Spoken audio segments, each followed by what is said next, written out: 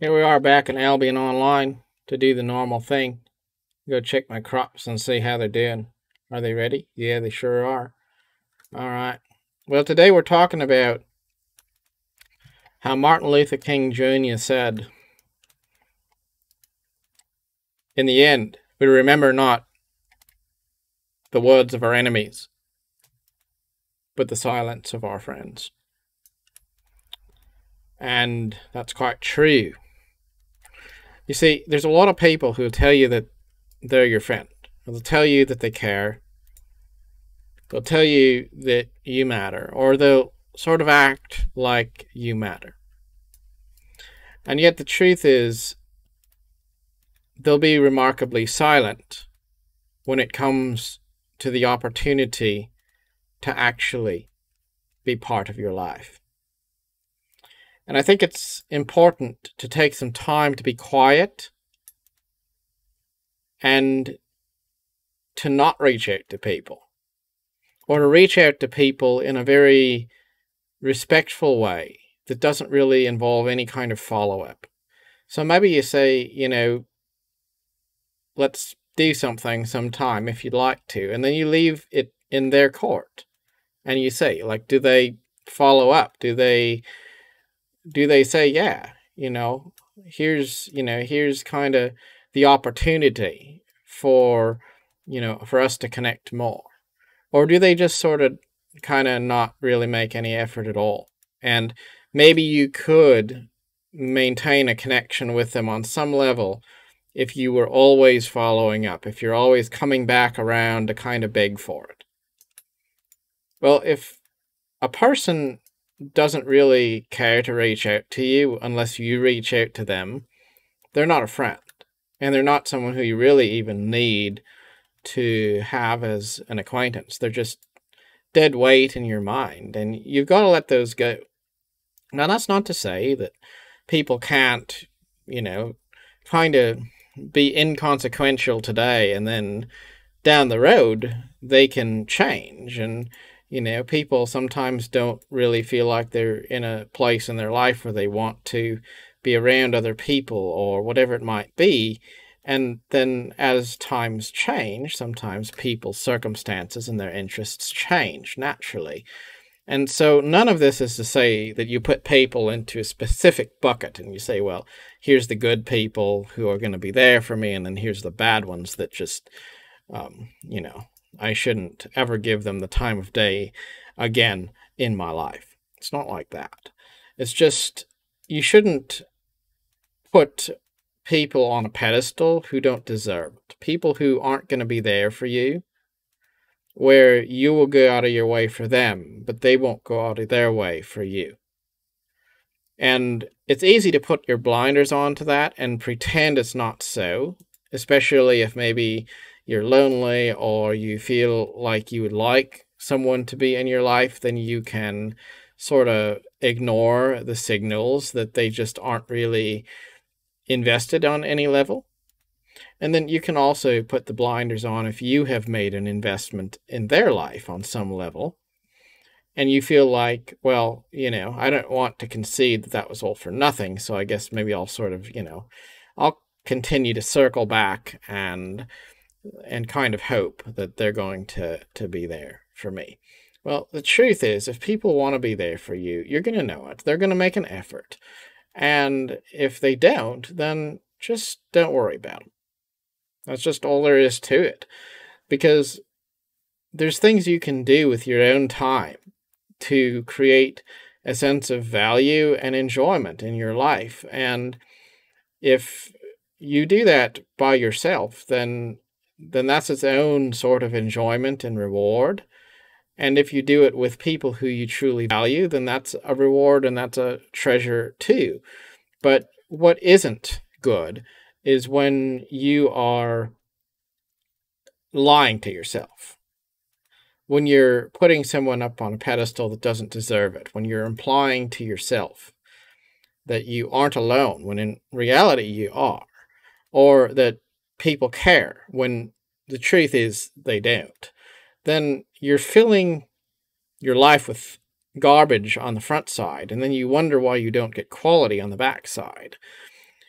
If you let go of the things that don't matter, it creates a lot more room for you to thrive as an individual for yourself.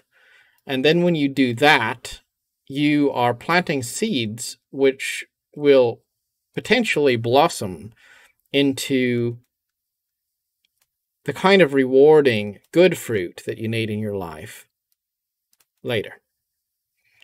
If you are focused only on things which enrich your life and in people who enrich your life, then you're going to be a much more fulfilled person. And as a much more fulfilled person, you're also going to attract people into your life and be open to those people who actually will value you and your time and respect you. And so, it's twofold. It's all about investing in yourself so that you have a sense of joy that doesn't come from other people.